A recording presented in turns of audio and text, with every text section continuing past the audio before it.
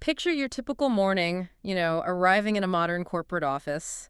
You scan a secure, highly encrypted RFID badge just to get into the parking garage. Right, the standard morning routine. Exactly. And then you walk up to the building, you punch in a multi-factor authentication code on your phone, and finally, you press your thumb against a biometric scanner to unlock the main doors. You're basically surrounded by, what, millions of dollars of enterprise-grade security infrastructure at that point. Millions. But as you pull that heavy glass door open, you notice someone walking up right behind you. They're carrying two massive, completely unbalanced trays of hot coffees and, like, a big box of donuts. Oh, man. I can see where this is going. Right. They look like they are really struggling. So what do? I mean, you hold the door for them. Any decent person would. You hold the door, and in that 5-second interaction, which is driven purely by basic human politeness, you just entirely bypassed a multi-million-dollar security perimeter. It is, without a doubt, the ultimate vulnerability in literally any system. Organizations spend vast fortunes on 128-bit encryption. Which is incredibly secure, right? Oh, yeah. Mathematically, it would take a supercomputer billions of years to crack that kind of encryption. They deploy these advanced firewalls and intrusion detection systems. But the glaring oversight, the thing everyone misses, is that all this sophisticated technology is ultimately operated by human beings. And we are definitely not machines. No, we're not. Human beings are not programmed with code. We are programmed with psychology, with emotion, and this deep biological drive to just cooperate with each other. Right, to be helpful. Exactly. And when an attacker understands that, they stop trying to hack the computers. They just start hacking the people. And that is the core premise we are exploring today, pulling from a fascinating source, Kevin Mitnick's deep exploration into the human element of security, the art of deception. It's such a brilliant breakdown of these tactics. It really is. The mission for this deep dive is to understand why a polite stranger with a phone can completely neutralize the most advanced technological safeguards on the planet. Okay, let's unpack this, starting with a truly remarkable historical baseline. Ah, you mean the Stanley Mark Rifkin bank heist? Yes, exactly. From 1978. Walk us through that because it's wild. It is wild. Rifkin's methodology perfectly illustrates how human convenience fundamentally undermines technical security. So Rifkin was a freelance consultant, right? He was hired to do some backup system work for Security Pacific National Bank in Los Angeles. So he actually had legitimate business being there. He did. Because of his role, he had legitimate physical access to the wire transfer room. Now, the bank actually had a really robust security protocol in place for moving money. To authorize a wire transfer, bank officers had to use a specific daily rotating code. Kind of like an early two-factor authentication almost? Sort of, yeah. It was designed to be memorized every morning and kept strictly confidential. But of course, memorizing a random string of numbers every single morning adds a lot of cognitive friction to a busy workday. Too much friction for most people. Right. Humans naturally seek the path of least resistance. So the clerks in the wire room did what almost any overworked employee would do. They wrote it down. They wrote the daily secret code on a slip of paper and literally taped it to the wall. It's amazing. They optimized for convenience, and in doing so, they fatally compromised the entire security protocol. Rifkin, being observant, recognized this immediately. So what did he do? Well, he walked right into the wire room, feigned some interest in taking notes on their daily operating procedures, just looking busy, basically. Then he simply looked at the wall, memorized the code, and walked back out. Just like that. Just like that. And here's the crazy part. He didn't even leave the building. He went down to a payphone in the lobby and called the very room he had just left. Posing as someone else, right? Posing as Mike Hansen for the bank's international department. He provided that daily code he just memorized and casually ordered a wire transfer of $10,200,000 to his Swiss bank account. Wow. Over $10 million from a lobby payphone. But wait, No. There's a specific detail in this event that really highlights the power of social engineering over just simple theft. Oh, you mean the settlement number? Yeah, the settlement number, because the clerk processing the transfer asked Rifkin for an interoffice settlement number. This was a secondary protocol he completely hadn't prepared for. Right, which would normally induce total panic in a criminal. Exactly.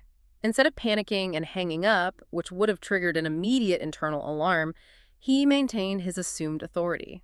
He just casually told the clerk, oh, I need to double check that number. I'll call you right back. So bold. So bold.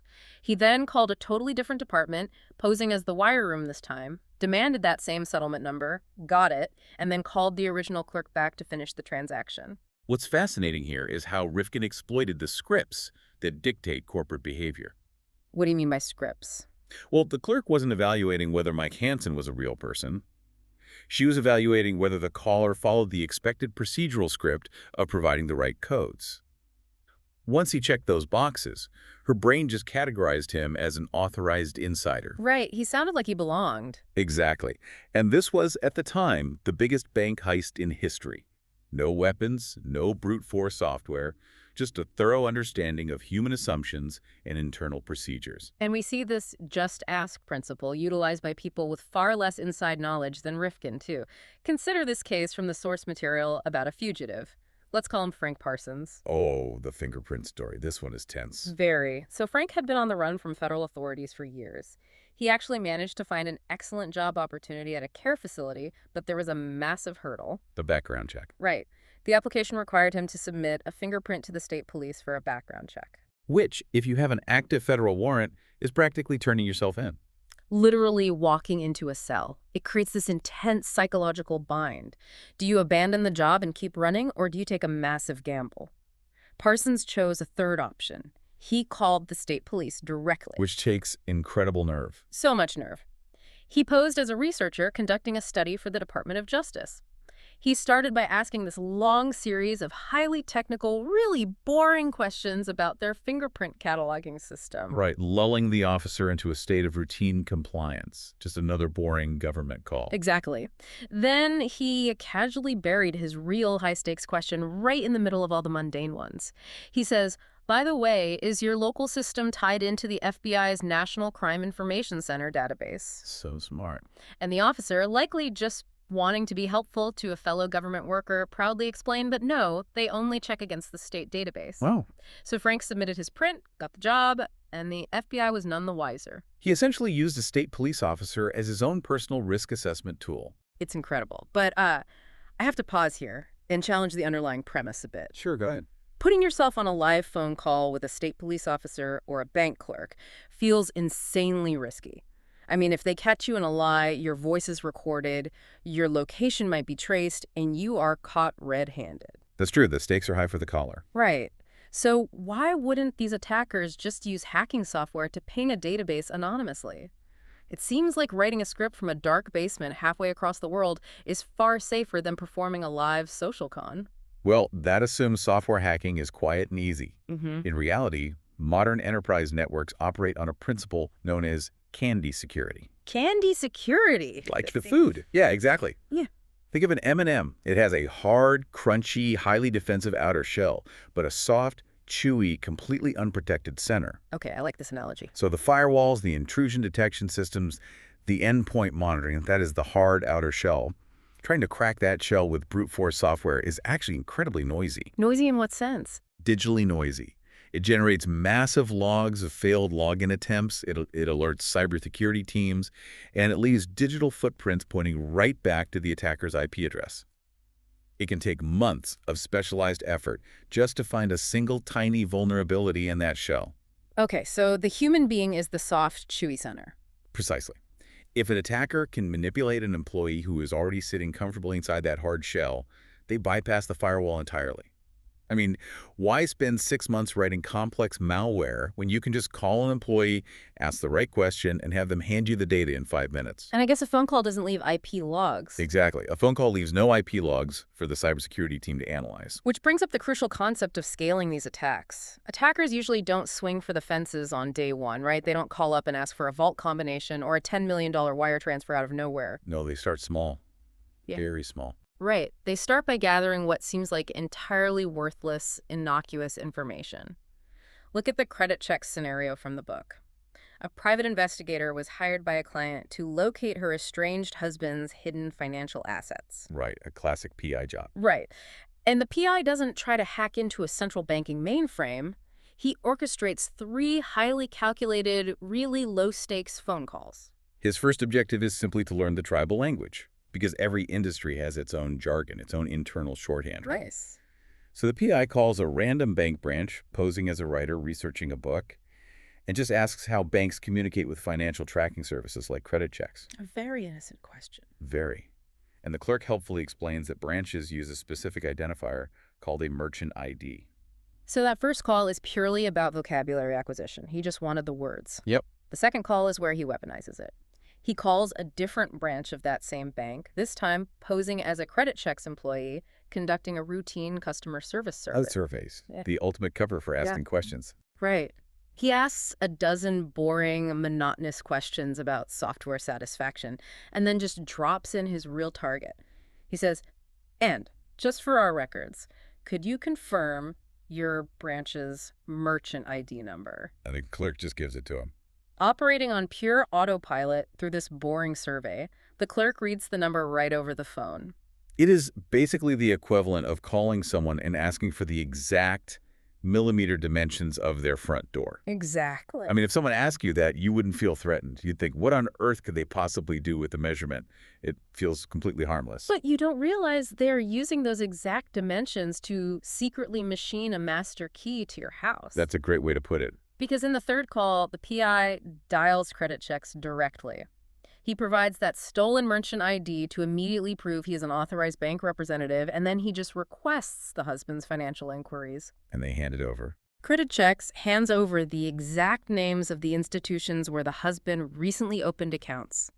The entire financial fortress is breached just by chaining together seemingly harmless facts. We see the exact same methodology in the telecom engineer incident, too. Oh, the headhunter story. Yeah. A headhunter was tasked with poaching specialized talent from a competitor. She didn't break into an HR database. She just called a receptionist, posed as an internal employee, and asked for 3 internal department phone numbers. Just normal phone extensions. Right. Then she called one of those internal numbers and casually asked for the department's cost center code. With that internal routing code in hand, she contacted the corporate mailroom and confidently ordered a complete corporate employee directory to be routed to an external mailbox. Which is brilliant because individually, a cost center number is genuinely worthless outside the building. Completely useless. But social engineers treat these small facts like puzzle pieces. When an attacker combines a cost center piece with an internal phone extension piece and wraps the whole thing in the correct corporate jargon, it creates this psychological illusion of belonging. It triggers what sociologists call homophily. Homophily. Yeah, it's our innate tendency to trust people who seem similar to us. If they know our obscure internal codes, our brains automatically categorize them as part of our tribe. That makes so much sense. But once that tribal trust is established, what do they actually do with it? How do they leverage it? Well, the process of manufacturing that trust often happens slowly over multiple interactions. Consider the video store operation. Okay, set the scene for us. So, an attacker wanted to extract a specific customer's credit card information. He didn't just call and demand it. That never works. He called a store clerk named Ginny and introduced himself as Tommy, a manager from a branch a few towns over. And he didn't ask for anything sensitive during that first call, right? Not at all. He just asked her to check the shelf for a specific movie title. Just a totally normal retail question. Right. And over the next few weeks, Tommy called 3 or 4 more times. He chatted about corporate policy changes, complained about difficult customers, asked mundane inventory questions. He was utilizing the mere exposure effect. In psychology, this dictates that people tend to develop a preference for things merely because they are familiar with them. Exactly. By repeatedly calling without asking for anything dangerous, he built a solid baseline of safety. He became a work friend. He did. And once that psychological baseline was rock solid, he executed the trap. He called Ginny in a sudden panic, claiming a car had just hit a telephone pole outside his store and his entire computer system was down. Oh, creating a crisis. Right. He told her a customer was standing right in front of him getting angry, and he desperately needed Ginny to look up the customer's account on her terminal. And she complies because she's helping a colleague in distress. Of course she does. Then he adds the final hook. He says, the customer wants to put this on his Visa, but he left his wallet in the car. What's the card number we have on file for him? And Ginny, fully trusting her work buddy, Tommy, just reads the full credit card number over the phone. She doesn't even hesitate. Yeah. But here's where it gets really interesting, though. Oh. Sometimes attackers don't just ask for a favor. They engineer a scenario where they get to play the ultimate savior. It's like a modern psychological Trojan horse. Oh, like the network outage operation against the shipbuilding company. Yes. Walk us through that one. Okay, so an attacker targeting an employee named Tom calls him up, posing as a proactive IT help desk technician. He warns Tom that there are rolling network issues in the building and his connection might drop. Just a friendly heads up. Exactly. He gives Tom a personal cell phone number to call if it happens, promising to fix it immediately. Then, the attacker turns around and calls the actual IT department, pretends to be Tom, and requests that Tom's specific network port be disabled for maintenance. It's so devious. It is. Suddenly, Tom's screen goes dark. His connection is dead.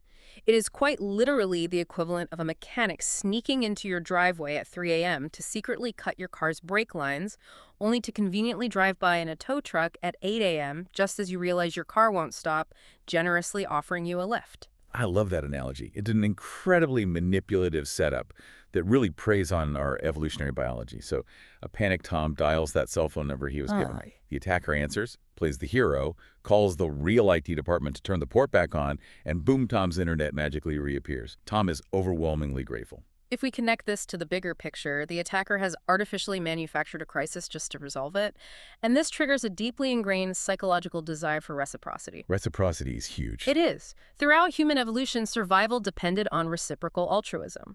When someone does us a solid favor, our brain generates a biological debt. We feel intensely uncomfortable until we pay it back. So, when the attacker casually says, "Hey Tom, I'm glad we got you back online. To make sure this doesn't happen again, I need you to download this quick diagnostic tool," Tom doesn't think twice. He wants to repay the helpful IT guy. Exactly. He downloads the file. But that file is a remote access Trojan, or a RIT.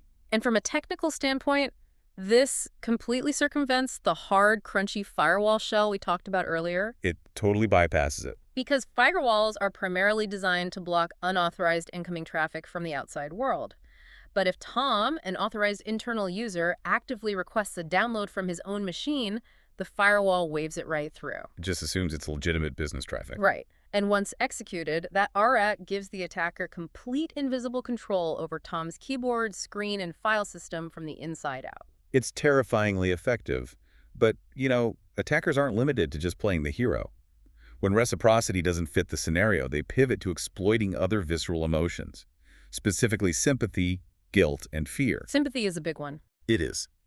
Let's examine the sympathy play utilized by an attacker known as Danny the Eavesdropper.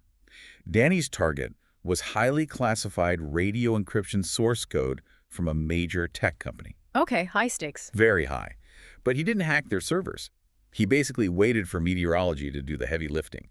He waited for a massive, paralyzing blizzard to hit the city. Oh, I remember this. During the peak of the storm, he called the company's central computer room, right? Yes. He claimed to be a software developer who was snowed in at home facing a critical project deadline. And he really sold it. He put real panic in his voice, claiming his boss was furious and was going to fire him if he didn't log in immediately. He laid it on thick. He begged the operator to literally walk over to the emergency secure ID physical token kept in the server room and read him the rotating 6-digit code displayed on the screen so he could log in remotely. And you have to understand, empathy is a hardwired survival mechanism. The operator heard a fellow employee in severe distress facing job loss due to an uncontrollable act of nature. Right, a blizzard isn't his fault. Exactly. The desire to alleviate a peer's suffering completely overrode the logical security protocols in the operator's brain. They read off the digits, and Danny walked away with proprietary source code. Just incredible. And on the exact opposite end of the emotional spectrum from sympathy is pure, unadulterated fear. Oh, fear is a fantastic motivator. A common and highly effective strategy here is the Mr. Bigley tactic. An attacker calls a mid-level employee, entirely bypassing the usual polite introductions. They immediately adopt an aggressive shouting tone, dropping the name of the CEO. Let's call him Mr. Bigley. Right, straight to the top. They angrily demand to know why a highly confidential strategy report hasn't been emailed to their external consulting firm yet. They scream that Mr. Bigley is furious and heads are going to roll. Which causes an immediate amygdala hijack in the victim's brain. An amygdala hijack. Yeah. When confronted with a perceived immediate threat, like a screaming executive threatening your livelihood, the amygdala triggers a fight-or-flight response. It literally reroutes processing power away from the prefrontal cortex. And the prefrontal cortex is the logical part, right? Exactly. It's the part responsible for logic, critical thinking, and, remembering your annual cybersecurity training. Which goes right out the window. It completely vanishes. Okay. The victim's brain goes into survival mode, and the fastest way to eliminate the threat is simply to appease the angry voice on the phone. They email the sensitive files without a second thought. You might think that professionals trained to handle stressful, deceptive situations would be immune to this. But the police raid scam from the sources proves otherwise. This one is my favorite. It's so brazen. A copyright pirate, illegally distributing media, came home to find his apartment had been raided by local law enforcement. His computers were gone. Bad day for him. Very bad day. But before deciding whether to flee the state, he needed to know exactly what evidence the police had gathered. So he didn't run. He actually called the district attorney's records office. Posing as a police investigator, he leaned heavily into urgency and professional sympathy. What did she say? He told the clerk, "Look, I left my case file at home. I have a briefing with the Secret Service in 15 minutes, and my captain is going to have my badge if I don't have this affidavit." Wow. Yeah, he begged her to fax the arrest warrant to him immediately. But obviously, a criminal can't have a district attorney fax an active warrant to his personal fax machine. That's a paper trail straight to his front door. Right, so he gets creative. He instructed her to fax it to a local commercial copy store. But to ensure he couldn't be traced, he orchestrated a secondary bounce. A double bounce. Yep. He called a different copy store across town, then called the first store back, pretending to be the DA's manager, claiming the fax was sent to the wrong location and demanding they forward it to the second store immediately. That is way too clever. He walked into the second store, picked up his own arrest warrant, read exactly what the police knew, and vanished. This perfectly highlights the fatal flaw of what we call speakeasy security. Speakeasy security. Yeah, think about during Prohibition. The assumption was that if you knocked on the heavy wooden door and whispered the secret password, you inherently belonged in the illegal club. Right, the secret knock. Exactly. Even law enforcement operates on this cognitive shortcut.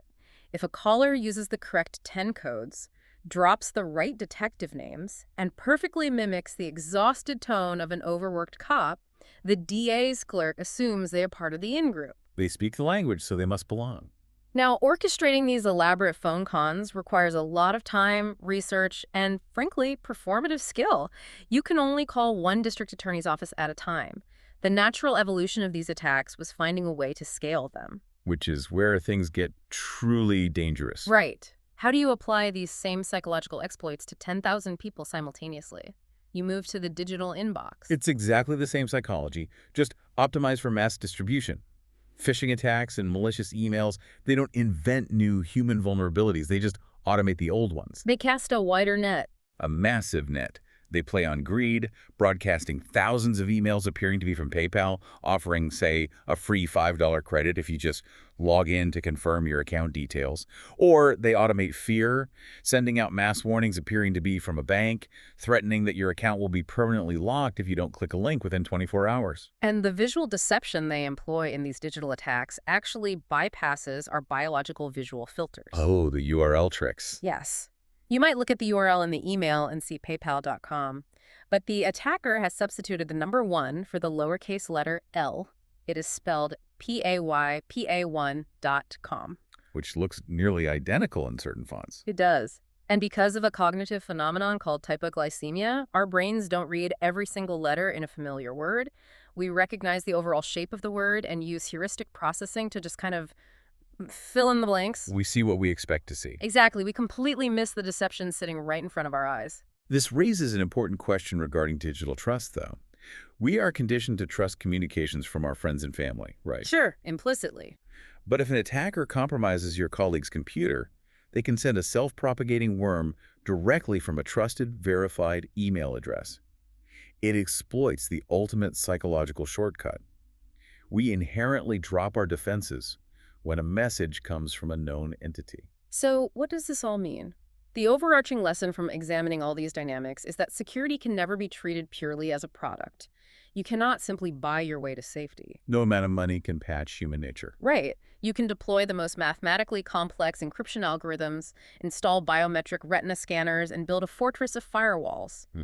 But if a polite, confident stranger can leverage human empathy, fear, or the desire to be helpful to talk an employee into handing over a password or executing a file, All of that expensive technology is rendered completely useless, completely. True security requires a fundamental shift toward defensive computing. It means intentionally adding cognitive friction back into our daily routines. which is uncomfortable. Very uncomfortable. It requires us to pause, verify identities, and critically evaluate the context of a request, even when it feels deeply socially awkward to question someone who appears to be in distress or positions themselves as an authority figure. Which leaves us grappling with a rather profound, almost tragic paradox if you think about it. How so? Well, from the moment we are born, society conditions us to trust our neighbors, Right. to be helpful to strangers in need, and to avoid unnecessary conflict. Those traits are the very glue that holds human civilization together. They're what make us human. Exactly. But to survive in the modern information age where technology has outpaced our evolutionary defenses, we are forced to actively train ourselves to be suspicious, to question authority, and to treat requests for help as potential threats. It's a heavy realization. It is. What does it ultimately mean for the future of human connection if the only way to keep our systems secure is to systematically unlearn our most beautiful human instinct, the instinct to trust one another? That is a phenomenal question and definitely something to chew on. Well, thank you for joining us on this deep dive into the human element of security. Keep verifying, stay curious, and maybe stay just a little bit paranoid.